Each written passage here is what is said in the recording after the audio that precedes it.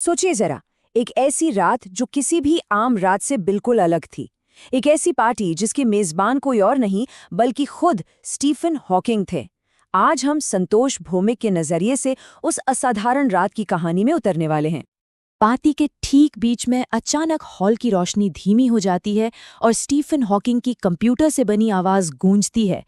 इस एक लाइन से उस शाम का असली मकसद साफ हो जाता है। ये कोई मामूली जश्न तो बिल्कुल नहीं था। तो चलिए कहानी में और गहराई से उतरते हैं। देखते हैं कि हमारे नरेटर संतोष जब इस अनोखी महफिल में पहुंचे तो वहां का माहौल आखिर था कैसा। अब संतोष के पहनावे को देखिए।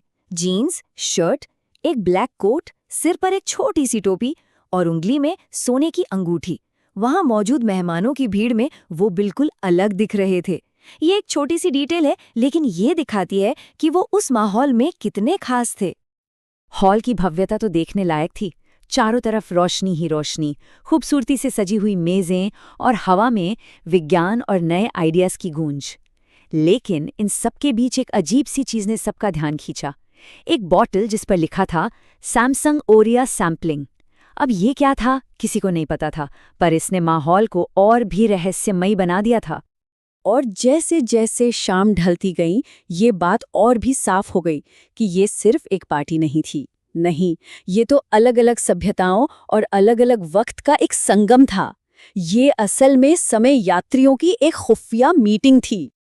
इस खास पार्टी में कुल मिलाकर सिर्फ 16 मेहमान थे और संतोष 15वें नंबर पर पहुंचे थे। हर एक मेहमान अपने आप में एक पहेली था, जो पता नहीं किस समय या किस जगह से आया था। मेहमान भी क्या खूब थे। 2 यात्री अपने पारंपरिक अरबी लिबास में थे, कुछ लोग क्लासिक सूट पहने हुए थे, तो कुछ ऐसे अजीब कपड़ों में थे जो एकदम भविष्य के लग रहे थे। ऐसा लग रहा था मानो इतिहास और भविष्य दोनों एक ही कमरे में आकर मिल गए हों। और यहीं पर उस मीटिंग का असली मकसद सामने आया। हॉकिंग ने रोशनी धीमी करवाई और सबको एक गोल मेज पर इकट्ठा किया। ये एक ऐसी बैठक थी जहां अतीत और भविष्य से आए यात्री समय के साथ छेड़छाड़ करने के खतरों और अपने तजुर्बों को बांटने के लिए जमा हुए थे।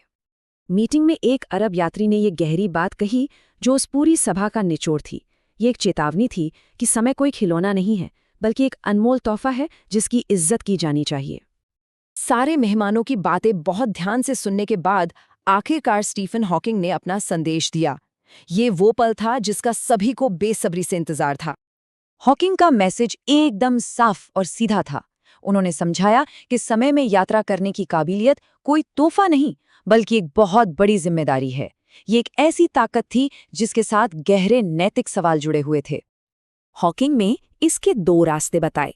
उन्होंने कहा कि अगर इस ताकत का इस्तेमाल इंसानियत की भलाई के लिए हो तो हम मौत पर भी जीत हासिल कर सकते हैं, लेकिन अगर इसे लालच ने अपने कब्जे में कर लिया तो इसका नतीजा पूरे ब्रह्मांड के संतुलन को बिगाड़ देगा।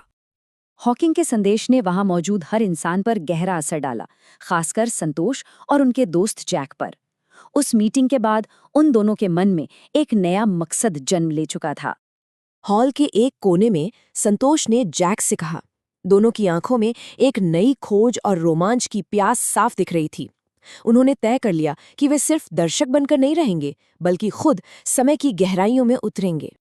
और फिर उन्होंने एक ठोस प्लान बनाया। पहला कदम भविष्य में 100 साल आगे जाकर देखना कि दुनिया कैसी होगी।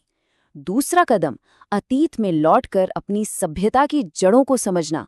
और तीसरा, सबसे जरूरी, इस पूरे सफर के नोट्स तैयार करना ताकि वे वापस आकर स्टीफन हॉकिंग को सब कुछ बता सकें। उस रात बस एक हाथ मिलाने के साथ उनकी दोस्ती एक मजबूत साझेदारी में बदल गई।